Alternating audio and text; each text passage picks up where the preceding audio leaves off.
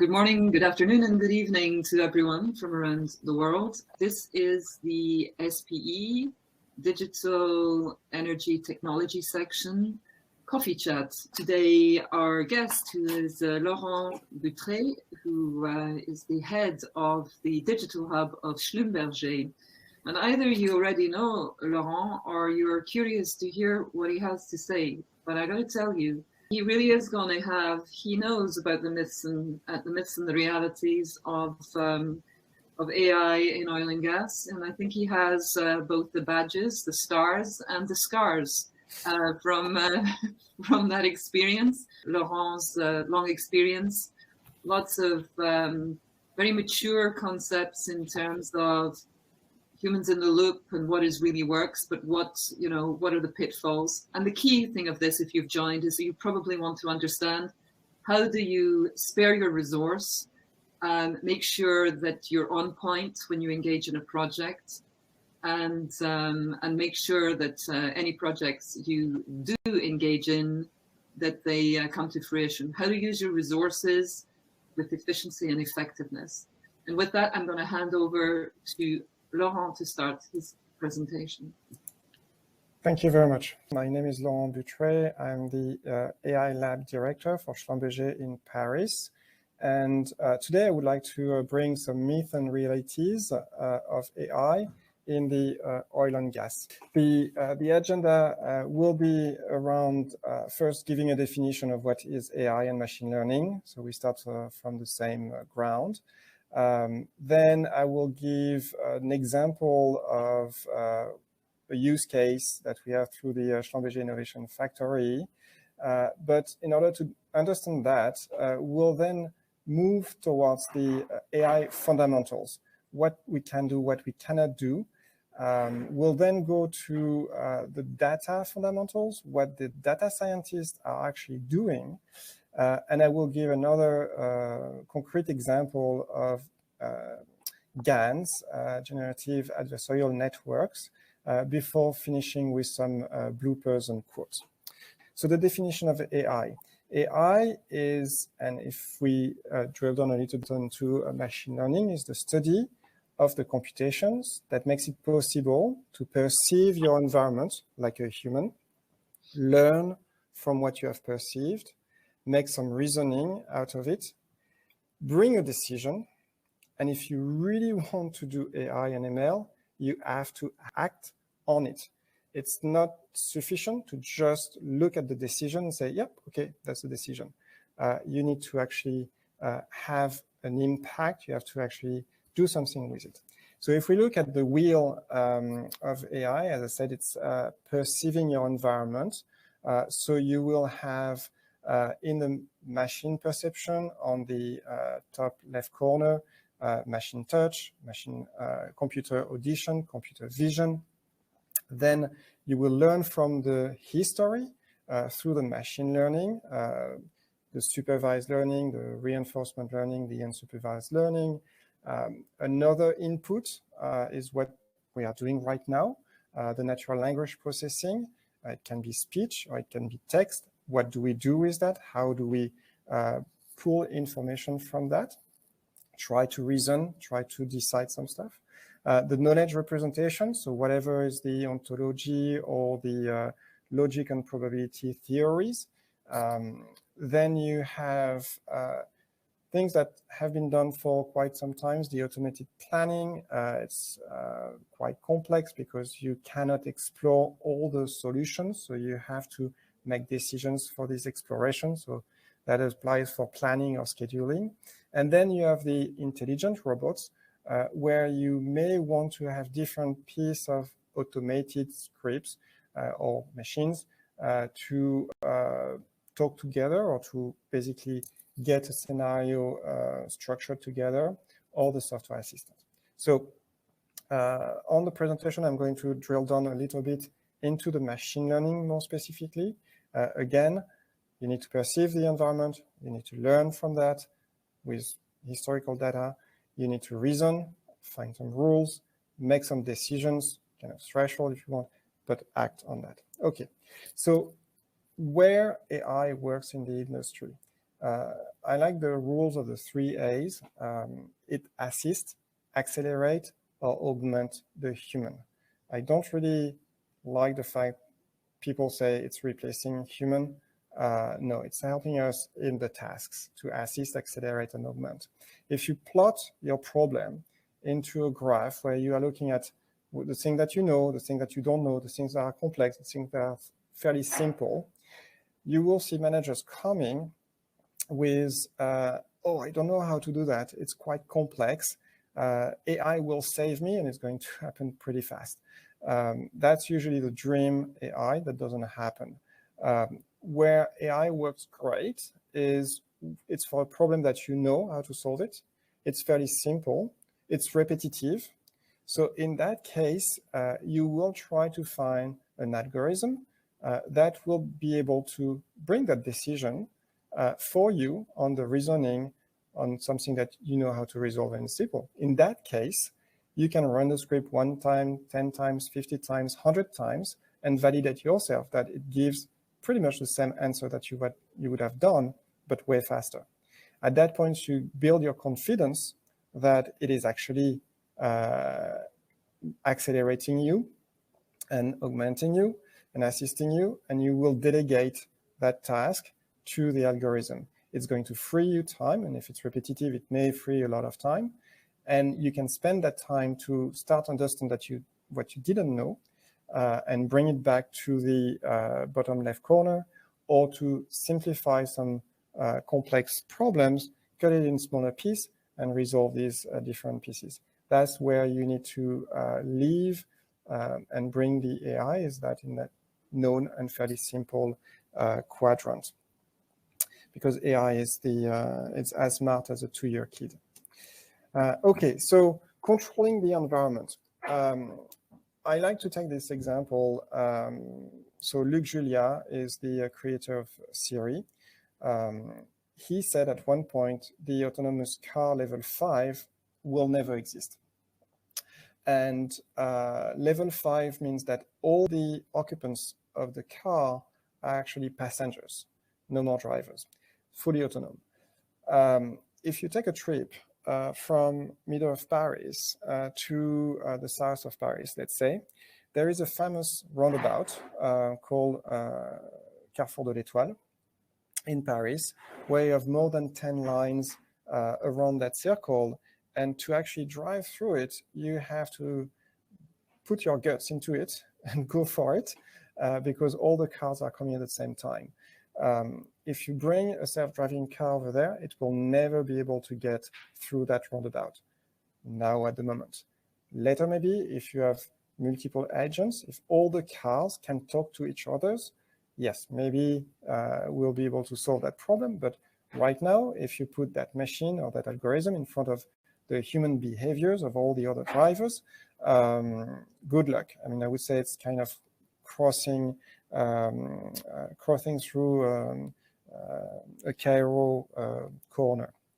So once you go through that roundabout and you get into the Autobahn and you are going to drive for 500 miles through the Autobahn, now you are in a repetitive task. It's fairly known, simple, you go straight. All the cars are going in the same directions. You have protections to avoid animals crossings. You don't have pedestrian crossing. You have control your environment. At that stage, yes, the self-driving car works.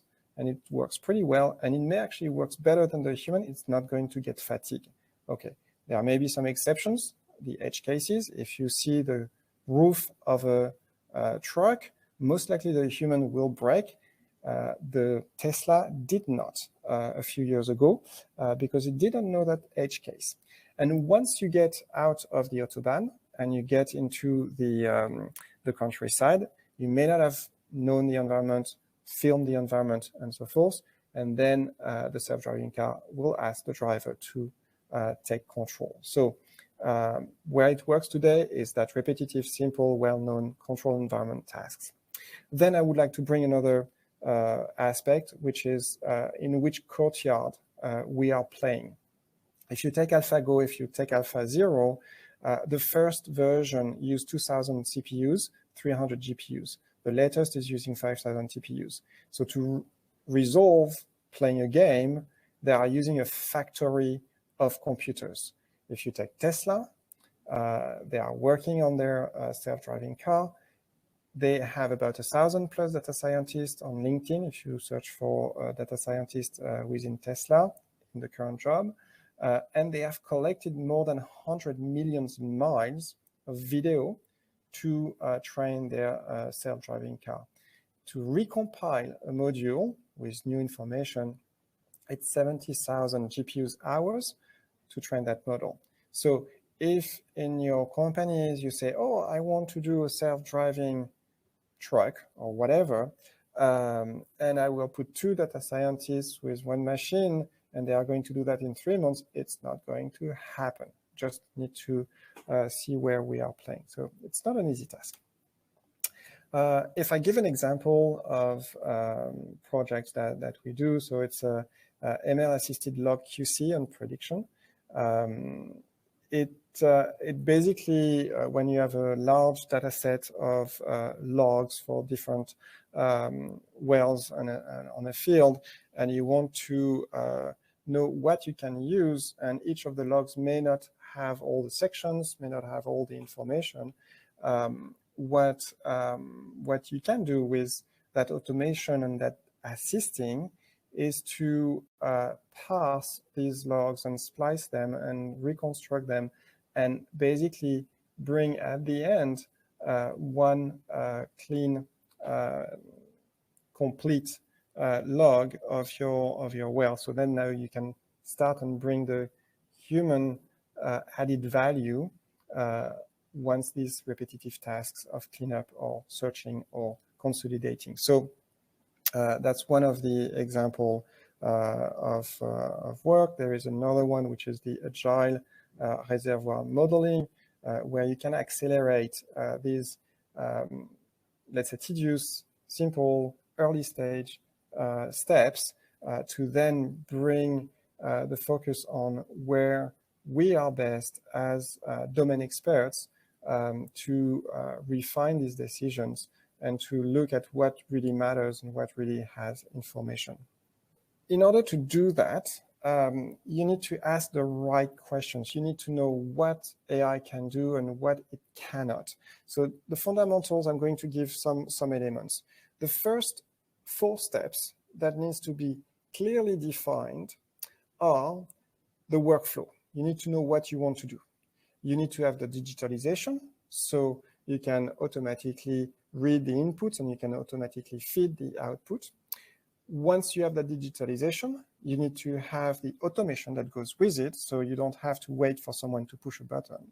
And at that point, that decision that basically trigger these entire flows, you delegate that decision to an AI piece, but at that point, the AI will fit into the automation, which will feed the digitalization, which will accelerate your workflow. And if your workflow is not optimized, you are not going to accelerate your process. So I have a quote at the end from Bill Gates. I will show that. That's the 2 rules of information in the business. I just leave that nuggets for the end. You have 5 stages you need to go through on an AI or ML project. You need to obtain the data, which is often a nightmare in our industry, but it's possible. So you obtain the data, you scrub the data because you have to clean it. You have to make sure that it's consistent. Then you need to explore as a domain expert. You need to understand what you are trying to decide, what type of information you have in the input. And only once you have explored the data scientist can actually try to model your decision by an algorithm, by learning from the clean data that you have collected, to then build a model that you can infer, so you can run that model with a new piece of information and come up with a decision through that model. And I'm going to explain how it works. I said you need to obtain. So obtaining inputs. What are the two types of inputs that you have? You have structured data and you have unstructured data. The big piece is the unstructured. That's all the audio, the video, the documents, PDF, Words, Excels, and other sources, web, and so forth. Unstructured, difficult to deal with, but there are methods to do that. And the structured, which usually is a database, but a database doesn't mean it's a structured data set for a machine learning model, because structured data means that you have all the parameters that impact your decision that are properly recorded. Then, okay, you have the input. What output can you get? There are only two questions that you can answer through machine learning. It's either a classification, could be binary classification. Is it a dog or is it a cat? It could be N classes, tickets from the service desk. I have 16 different queues. I want to direct the ticket. It would be a 16 class problem to resolve. Or if it's not a classification, I want a regression. I want a value on a range. Typically, what is the price of a house if it's in that neighborhood with that square feet, with a swimming pool and so forth? It will try to guess what is a number on a continuous range. So then how do we do that? Two phases. The first one is the training. That's where you usually use compute power. You need raw data with its classification. If it's a classification question that you want to answer, that means you need the labels that will identify which raw data belongs to which category you want to guess. Then you need to extract some properties, some features that describe your raw data, and you will, and that's the work of the data scientist, you will compute a function, you will find a transformation, find a function of these properties that will actually plot the results on a space. And I will describe that space in a few minutes. The second phase is the inference. I have my function, I have my properties that correctly represent my data. Now I can take a new raw data that I don't know, that I haven't seen before, extract the properties, so extract the correct features of that raw data. I will compute that function f, and it will plot that new raw data somewhere in my space. And depending on where it falls in the space, it will decide if it's in class A or class B or class C, or if it's on a regression value in my solution. So that's how it works. So here's the graph that shows the different, let's say it's two class here, circle and triangles. And we try to find that function f, which is the delimitation between the two. And you can have the overfitted and underfitted solutions or the naive. So naive is basically, I just draw a line somewhere and I will have errors on both sides. So I will misplace some, or points will be misplaced compared to the section. I can have my overfitted, so I've trained too much on my data. It's really working great on my training data sets in which I learned. But if I have a new point here, it may actually not classify it correctly because we think it could be in the space of the triangle, but I've delimited so finely my, my training data sets that it may not work.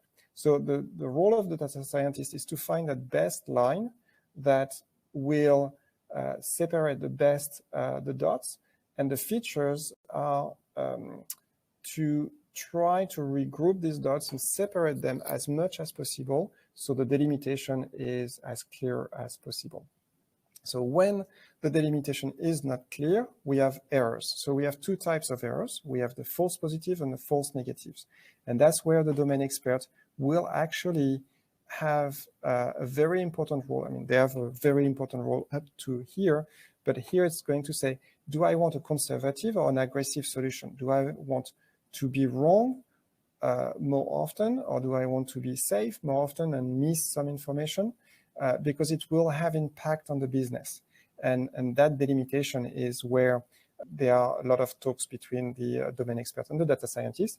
And it's basically translating this red line up or down to say I prefer to make sure that I have all my circles that are found, and I agree that I will have some triangles, or on the contrary, I only want triangles, and it's okay if I miss some of these because the impact will be less.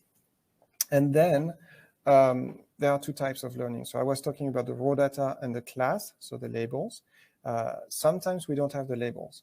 In that case, we need quite a lot of data. And the first thing will be to try to define clusters or to project these data sets into the space. So it creates clusters and try to have them as separate as possible. And then on the unsupervised learning, when we don't have the labels, we are going to pick and look into each of the clusters and say, okay, do we have consistencies on the answer that we want in these clusters? Did we correctly use the right properties to separate? That sometimes we find other answers that are interesting through that. And I was talking about the features, the properties.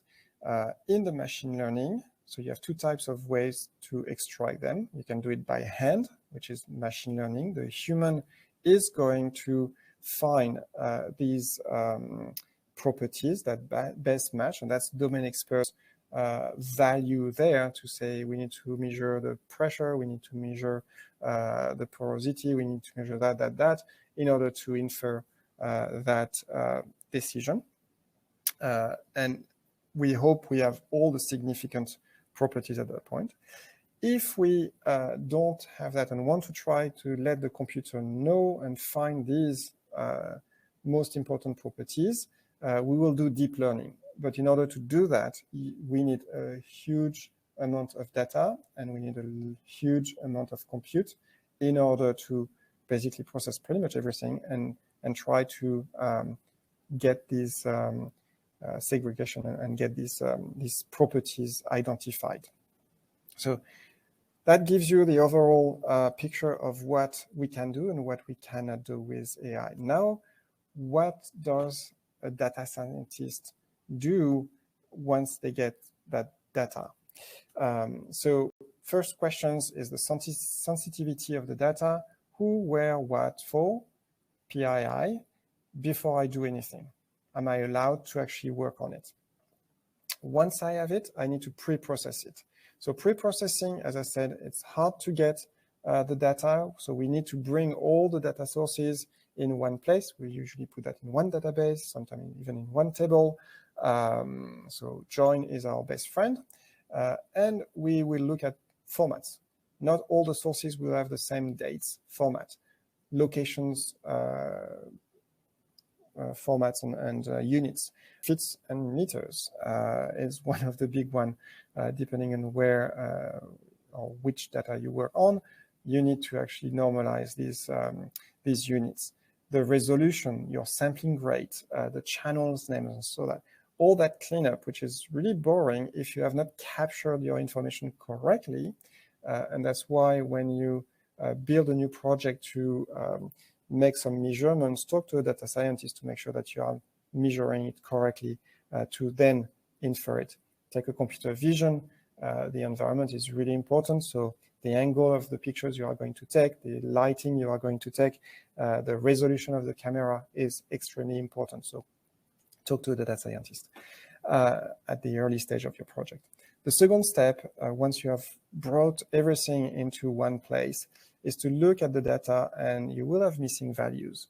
You will have faulty values. You will have outliers. Data scientists don't like it. Domain experts love that, and sometimes that's what they want to actually find out. So big discussion at that stage. But the missing values, we don't want to remove the entire column. We don't want to remove the rows where we have missing values, because at the end sometimes we are left with no value at all, or no lines, no samples at all. So what do we do with the missing values? We cannot leave them missing or empty. We need to agree on something. Are we putting 0? Are we putting 1? Are we putting the average? That's the domain expert that will help us correct what we could not measure, what we didn't measure at that time.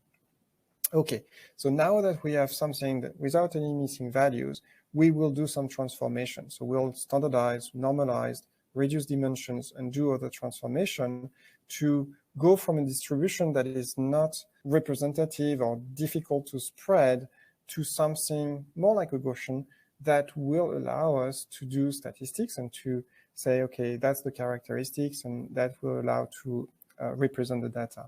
Sometimes we will try to, often we'll try to reduce dimensions, because the more dimensions you have, the more calculation you will do.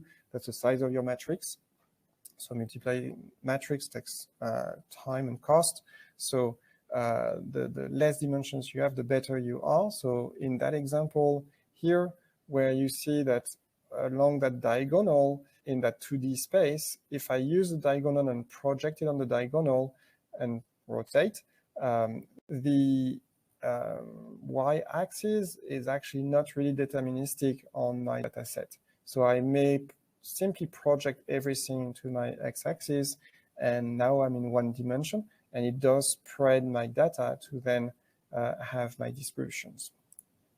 And once you have done that, the last thing is to look at how many samples do you have?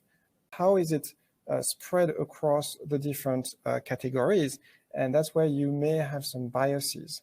So if and often you don't have as many labels as you want in each categories, so you will need to either oversample or undersample your data sets.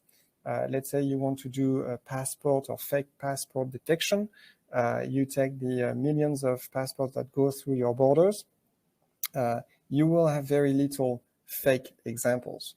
So if you take that million passports database that you have with these 5 fake ones, and you tell the model, here's the 5 fake, here's the million true ones, learn from them and tell me what are the fake ones when you see a new passport, is it fake or true? The model will be very happy to tell you 100% of time it's true, because it will only get it wrong 0.001. So it will be a very accurate 99.9999% model to tell you each time it's a true passport, but that's not what you wanted. So you have to be very careful on your data set. So you can either try to transform your fake ones, create more synthetic fake passports, so it can learn from that, or you can just sample your million of passports and just take maybe, I don't know, 1,000 of them and augment your fake and have 1,000 examples on each category. So balancing your data set is extremely important, which if you think about PHM, prognostic health maintenance, is a big challenge, because you don't have that many failures. You don't want failures. You want to learn these failures, but you don't have the examples. So how do you detect that degenerescence of an equipment without having that many examples when it's going to fail? So this is one of the challenge of the data scientists on PHM. So now that we looked at the fundamentals and the data, here's an example of an electromagnetic image. So the pads, as you know, records the characteristic of the rocks. You open the measurements, and now you have all the cylinder. Now you have that long image, and because the pads could not fit the entire circle of the well, you have some missing lines. The human is really good at reconstructing. You see the sinusoid fault here, but if you have a conventional algorithm, it's going to be a little bit challenged to find that sinusoid shape, because you will have places where it's actually not continuous. So an idea is to use generative adversarial network, GANs, to say, can I actually create fake pixels that looks like the real pixels, and that will give me that continuity in my image? So here are some examples of images on which we have created fake pixels to give a continuous image. And here's another one where we complete that. Are they really representing the rocks that is behind these vertical white lines missing information? Maybe not, but most likely close enough so that your conventional algorithm will actually work better at the input that you are giving it, because you have augmented, you have assisted that step with some machine learning, and in that case, GANs. So now to finish, I'm going to go through a couple of bloopers, things that I've seen on the different projects that we have been working on with the Artificial Intelligence Lab in Schlumberger in Paris. So if you put two domain experts and you ask them a question and you get two different answers, don't bring AI to the table, because it's going to be a third answer. Make sure that the domain experts agree on the answer first before trying to automate. Then if you add a new domain expert in the discussion and that person says, hey, did you measure that important feature that makes 50% of the outcome?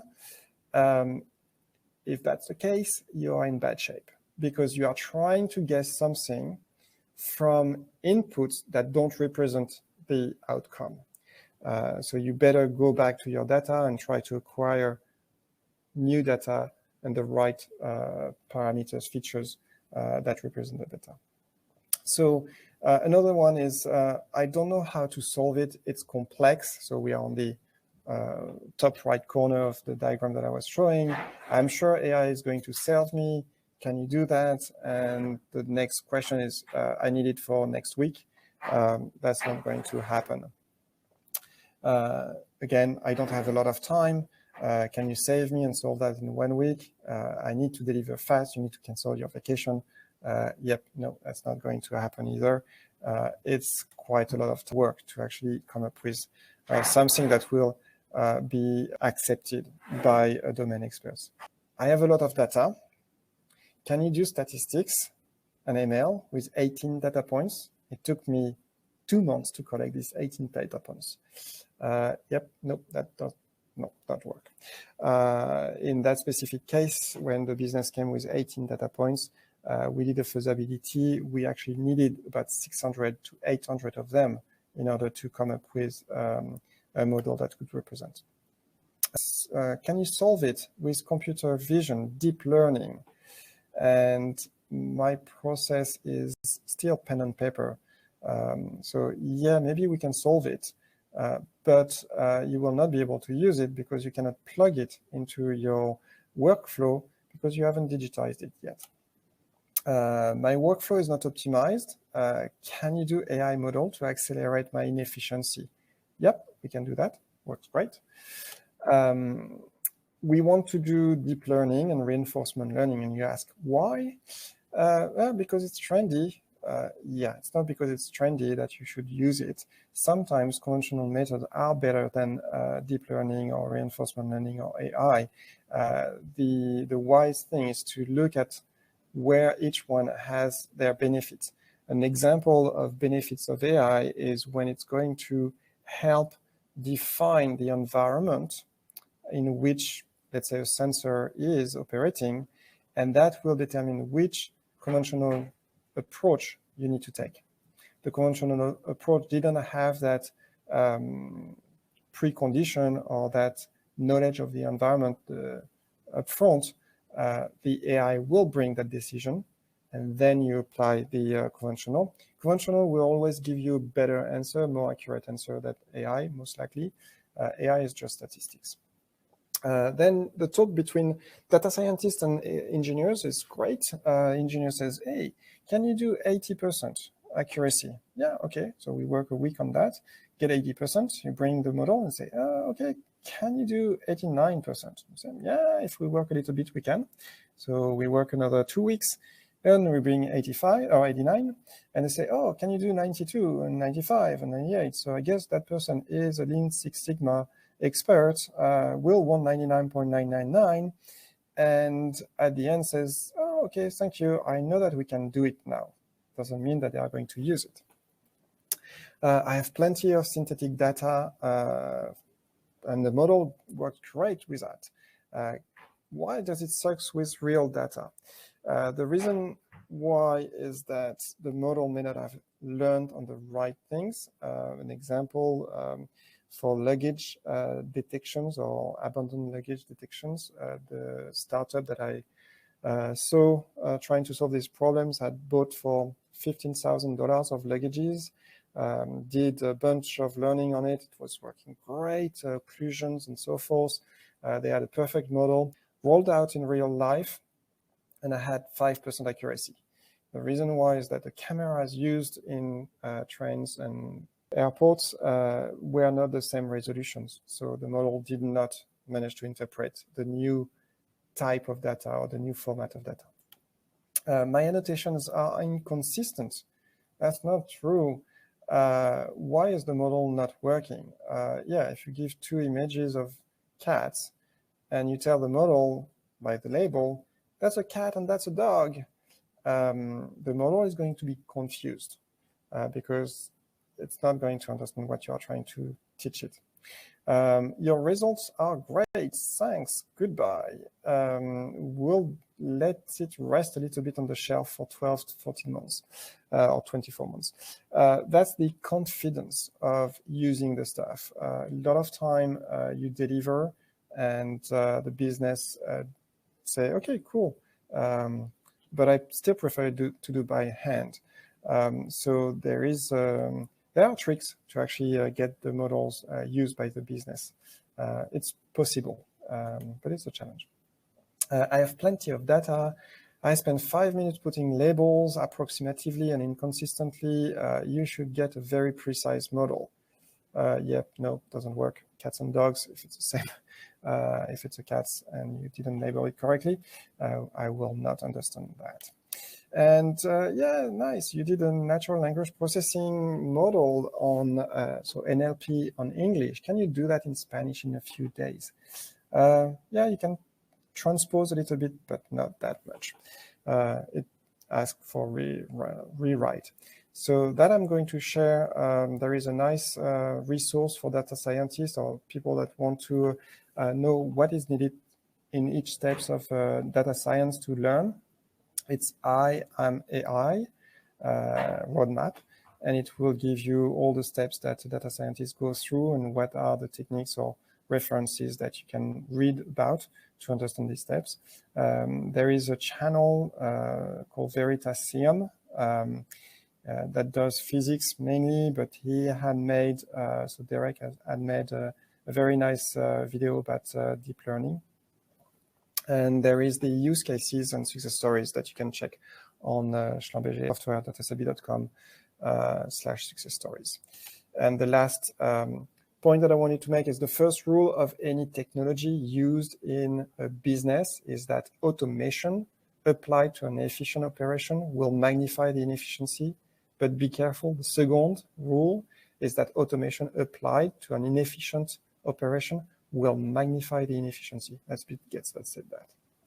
And with that, we can open the floor with questions.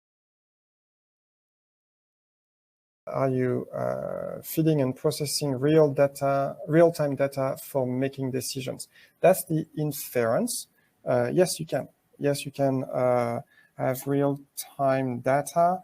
Example, we actually did a CNN model inside a tool during drilling to analyze the high definition images that, of course, in drilling, you have a hard time to bring to the surface. So we are actually doing that in real time downhole and only bringing to the surface the decision that, hey, there is a breakout or there is an induced fracture. Maybe you should change the weight of the mud. So the driller can actually take an action on the decision that was taken downhole and brought through the weak telemetry, I would say, of the 3 bits per second. So yes, you can feed. There is another thing that's called MLOps. So the next step, once you get confident with the models that you are working on and you get new data and you may get new validation from human where they would say, oh, it's not classified correctly. That's not exactly the right thing. Let me give you and correct you. If you have that type of feedback loop, then you want to implement MLOps and retrain on the fly your models to improve it as you go. You just give an example of AI at the edge, because Yes. when you gave the Tesla example, I was thinking, well, the amount of computation that you say is needed to do something useful there would imply that all the data needs to go back to a data center or to the cloud in order to be processed because of the massive amount of computation required. So can you comment on that? Yes. So on the foundation, you have two stages. You have the learning, which is a training. And yes, you need a lot of data. And yes, that's usually when you bring all that data in the cloud or in data centers to get crunch and learn from it. Once you have the model, which is just a matrix at the end, kind of, with some values, that matrix can actually be implemented into lightweight hardware. I was taking the logo of the Raspberry Pi, but for some use cases, the Raspberry Pi is a Formula One. I was talking about what I call edge of the edge. The edge for me is at the top, at the surface, at the rig. The cloud is when, or the home office is when you bring that data or that processing from the rig to the back office. The edge of the edge for me is down the earth. It's where you cannot have a human there. So on the Tesla example that you're giving, yes, they need to crunch a lot of data. They bring all the videos back to the data centers, learn a new model, download the model to the car, and on the car, they just do the inference. So they process the real-time feed, and the decision is output from the different sensors of the car, but that doesn't need high computation.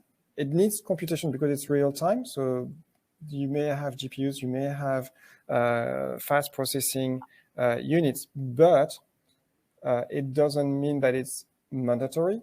You can actually run, I mean, when you run on drones, certain computer vision recognition, the drone has a small card into it. It's kind of a Raspberry Pi.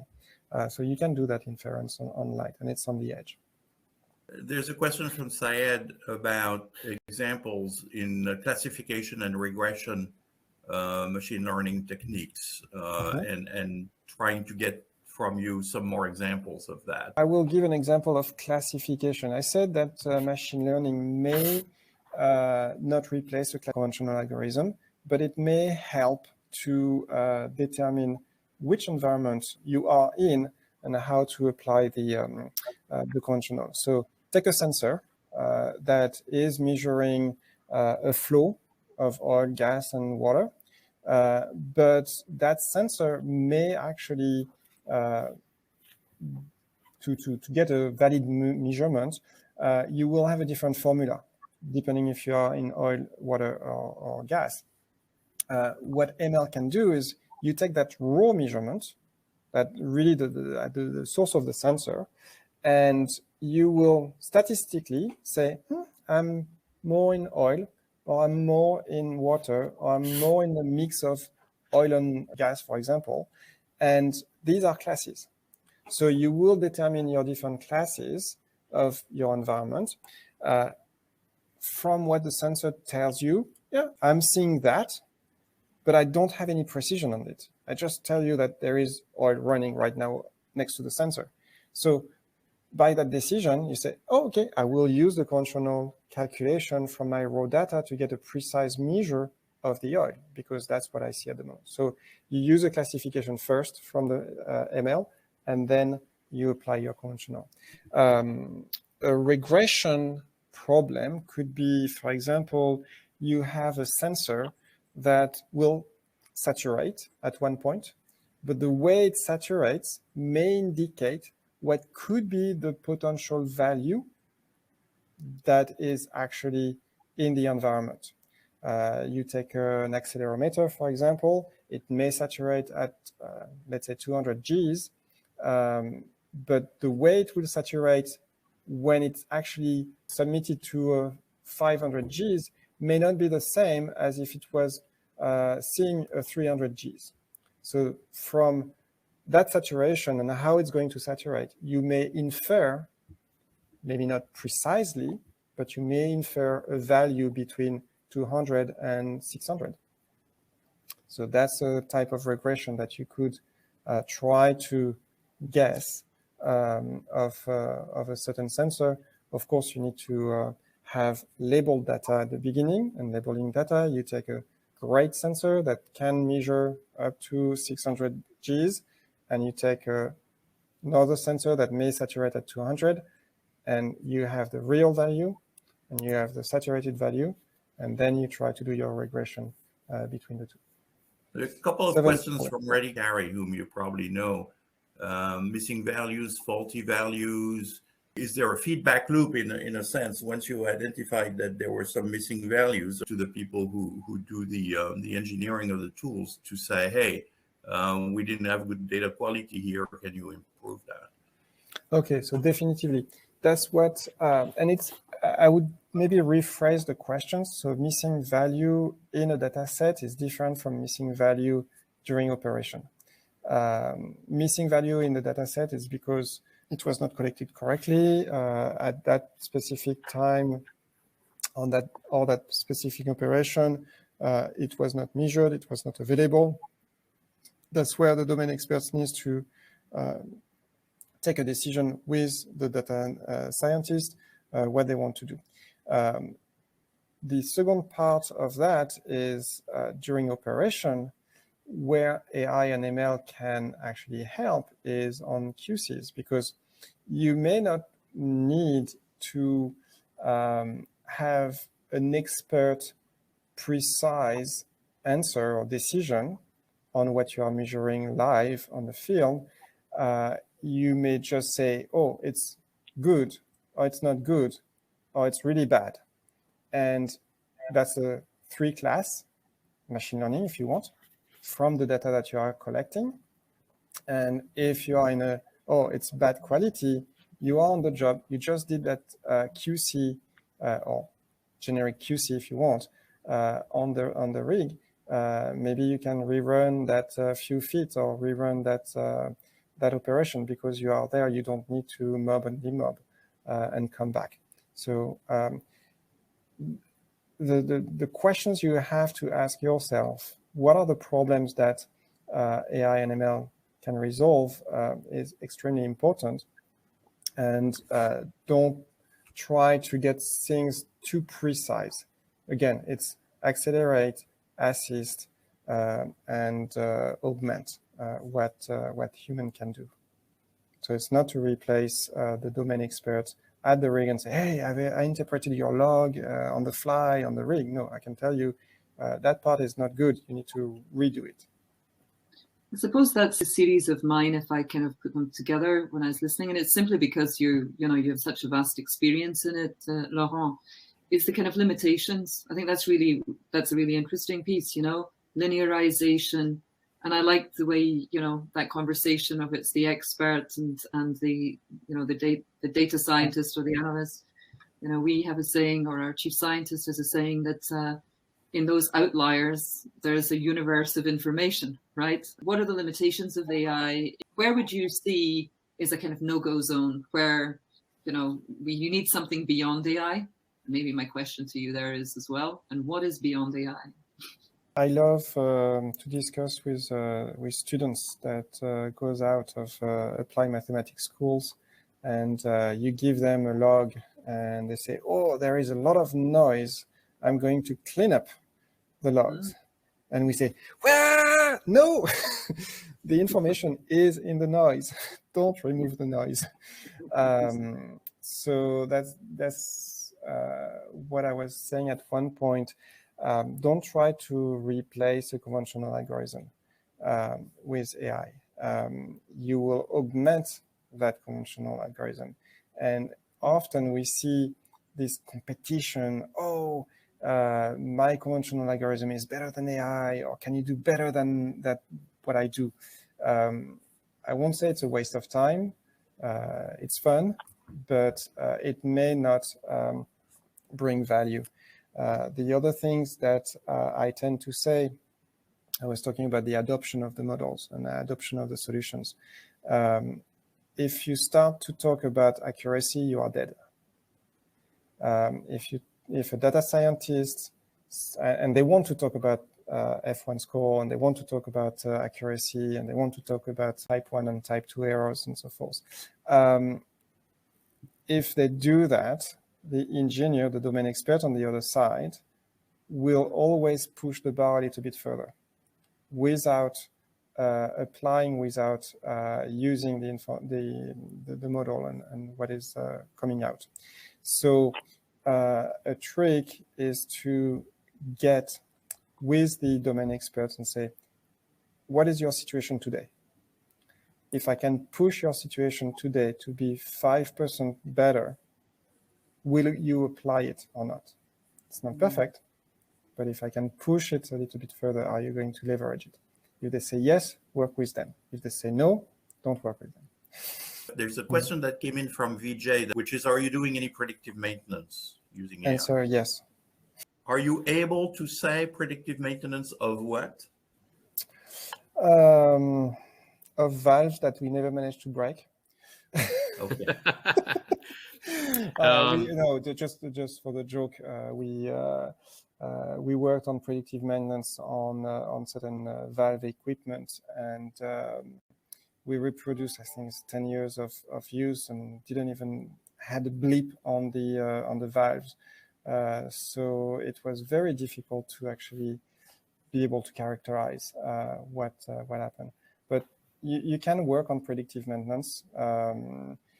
There is a maturity phase in that entire space of PHM, and don't try to jump too far ahead on the predictive maintenance, totally proactive, blah blah blah. Get your way through your maturity and refine your alerts, characterize the breaks, get the examples, and with that maturity, you will get to that predictive. But don't try to jump steps. It's like the I don't know, I know, simple and complex. Don't start with I don't know, it's complex, and solve that. Start with the small one, and that will free time, that will let you learn and trickle down your problem, pull value early in the conception phase into the implementation phase. And once you get that maturity, yeah, you can go to the cherry on the cake and the predictive. And if you jump to this end stuff, you may not measure what matters. So there is a phase of trial and errors and finding what you need to measure that represent the degradation of your equipment. And once you have identified that, this is what I was talking about, the features. If you don't measure the right features that impact the outcome, you are dead. And you need to be humble with AI and ML, and you need to take it progressively. You can do great stuff. Don't pressure your data scientists. They don't like that. Before we end, I just want to make a statement based on your bloopers. Implementation of AI without human involvement cannot take you to your target. Is that a good understanding from your bloopers? It is, you need to gain confidence on what you want to deploy, that you can let it run by itself. And if you don't spend time to validate that it actually works and do the work for you, or accelerate use. Let's say you want to pull documents or information from a huge database or a huge pile of PDF or whatever documents. The AI may not pull everything, but if it pulls more than what you could by hand, you still win. Getting the confidence on what has been delivered is extremely important, and that's why you need to get progressively towards the solution. You take it on the phone when you do Google Maps, or when you do your route. You trust it now. Is it the best route? Maybe not. Most likely yes, but maybe not. If it tells you to turn right and it's a wrong way, are you going to turn right? No, you still have that human comprehension, and you're not going to turn right. So that's AI. It's a graph resolution, these travelers, salesman type of things. So you need to delegate up to a point that reasoning, but keeping the human in the loop is extremely important. That's why it's assist, accelerate, augment. I didn't say automate.